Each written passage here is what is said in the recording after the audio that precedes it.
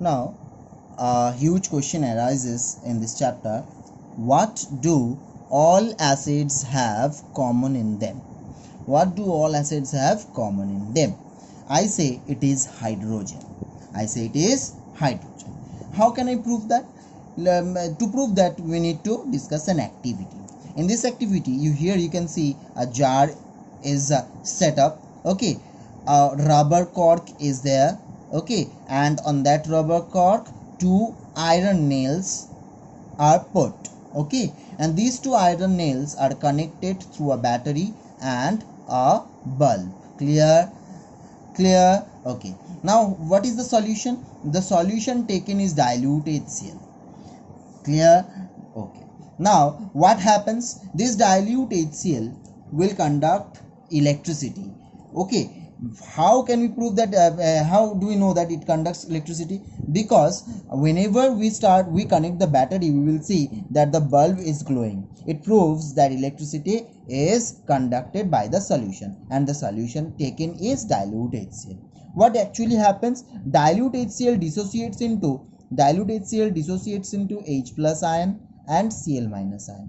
Okay, but this HCl cannot be dissociated on its own. We need water. We need to add water in it. So we will have to take dilute HCl, which means an extra amount of water is there, and in presence of water, dilute HCl will dissociate into its ion, and these ions are responsible for conducting electricity in the solution. Is that clear? This H plus ion actually reacts with water, combines with water molecule to form H3O plus, which is also known as hydronium ion. This hydronium ion and chloride ion together conducts electricity through the solution, which helps in glowing the bulb. Okay, so it is proved that there must be H plus release. If H plus is released, it means hydrogen gas or hydrogen element is there in every acids. But all hydrogen containing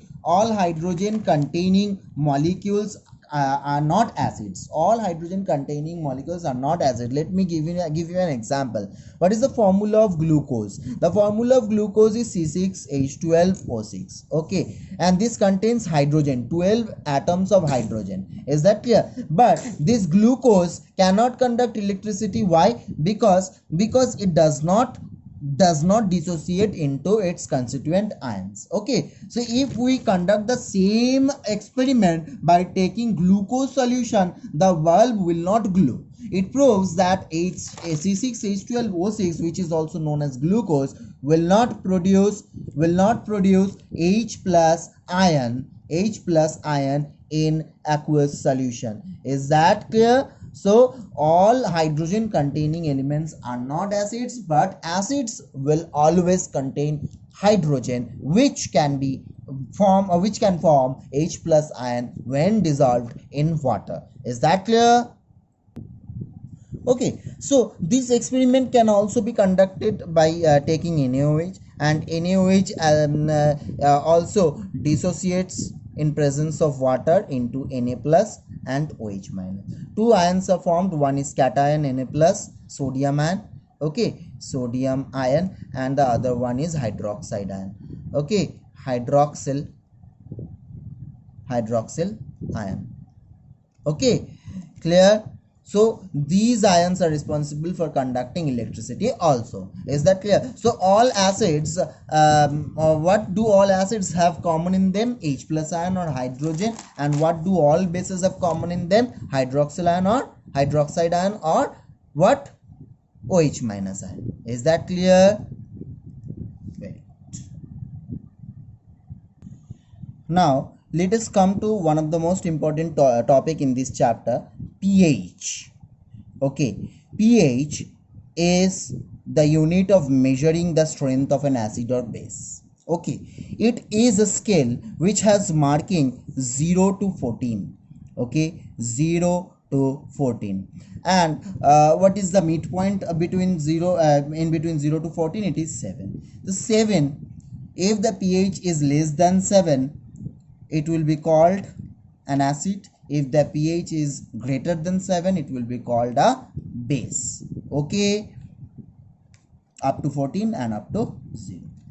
And if the pH is 7, then it will be called as a neutral one. Okay, so pH scale has 0 to 14 markings, and 7 pH equal to 7 means neutral. Clear? So if a sample A whose pH equal to 3 and a sample B whose pH equal to 6, okay, so the sample A will be more acidic than B.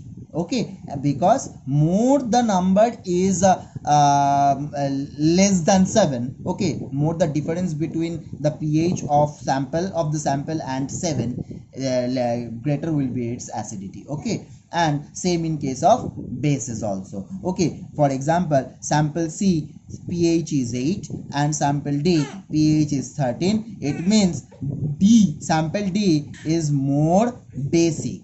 Okay, sample D is more basic than C. Clear? More basic, and this one is more acidic.